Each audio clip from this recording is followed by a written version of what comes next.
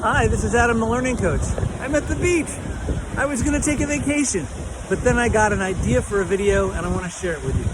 So check this out. Take a look at this pier.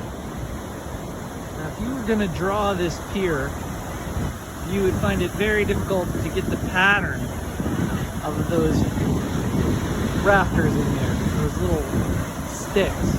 You can see that it's very complicated, and unless you are an experienced draftsman, you're going to have a lot of trouble figuring out how to draw them. So let's take a closer look.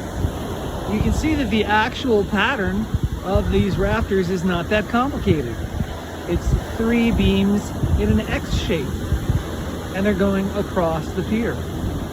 And it only starts to get more complicated as we move further towards the ocean, because we can no longer see the X pattern as we start to move this way.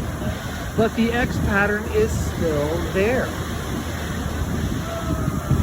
So if you were going to draw this and you knew that the X pattern stayed the same, even though it changed with perspective, then you could have an internal understanding of that X pattern going as you drew. So you wouldn't have to just draw what you saw.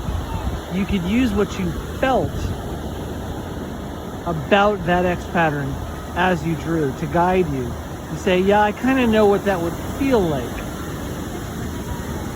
That would disconfuse you.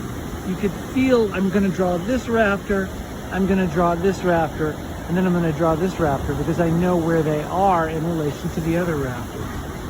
It's just this pattern from a slightly different angle, and then you don't have to worry about which stick is which. Now, this is a very valuable insight, because a lot of times when you want to learn something, you take a look at the thing you want to learn and it's really complicated, and you're overwhelmed by what you're seeing. You don't know how you're going to get in there and get it. Maybe it's marketing, maybe there's just too much stuff, maybe there's this thing you have to learn that's too hard. A lot of times, the thing you have to learn is a very basic thing that just has a lot of variations to it. And as it moves down, it looks more and more complicated. But if you keep in mind the basic pattern of the thing you're trying to do, and then you can see how that pattern changes over time, or changes with each variation, but still remains the essential pattern, you're much more likely not to panic, and you're much more likely to be able to remain oriented as you try to enact it.